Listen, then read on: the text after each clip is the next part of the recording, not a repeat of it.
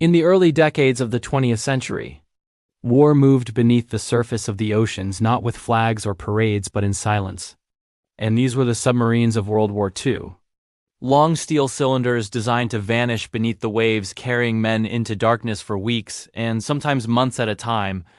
And to those who served inside them, submarines were not machines but living creatures groaning, sweating, breathing, and sometimes dying. By the late 1930s, nearly every major navy had embraced submarine warfare as Germany deployed its feared U-boats across the Atlantic while the United States launched long-range fleet submarines across the Pacific, and Japan, Britain, and the Soviet Union followed with their own underwater fleets, each submarine sharing the same purpose: to strike unseen and disappear. Yet inside a World War II submarine space was measured in inches as men slept, stacked in narrow bunks, often sharing the same bed in shifts, with torpedoes stored next to food supplies and diesel fuel fumes, mixing with sweat oil and salt water,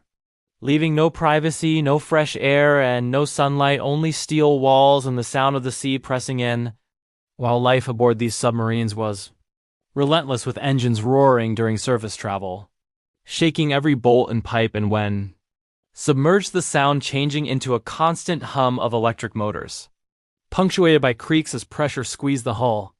where at depth every noise mattered because somewhere above enemy ships listened. And depth charges became the submariners' greatest fear as destroyers released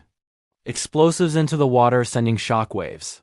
that crushed inward, bending steel, shattering lights, bursting pipes, while men held their breath as gauges shook violently and the hull screamed like a wounded animal.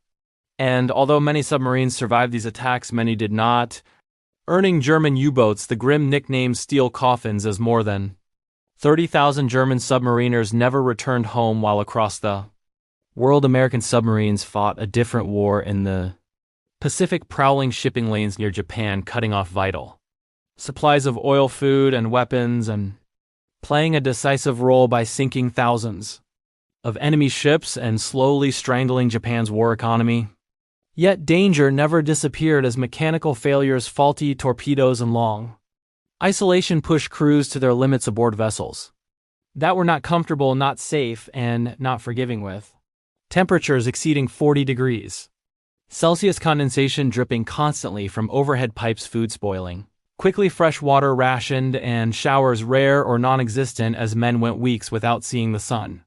Yet morale often remained surprisingly strong as submarine crews formed intense bonds, forged by danger, trust, and shared survival, where every man depended on the others, knowing that if one failed, all failed.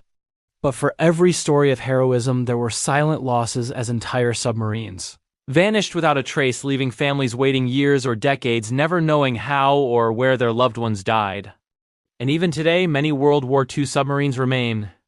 undiscovered, resting on the seabed as time capsules, with uniforms hanging in place, instruments frozen at the moment of disaster, and coffee cups untouched, serving as war graves protected by law and respect. And when the war ended in 1945, submarine warfare had changed forever, with nuclear power and missiles reshaping the future. Yet the legacy of World War II submarines remained unmatched, proving that war could be fought unseen, silently beneath the waves, while showing the limits of human endurance and reminding the world that courage does not always stand on open decks but sometimes lives deep below the surface, where the ghosts of men who went down into the deep remain, forever entombed in steel and silence.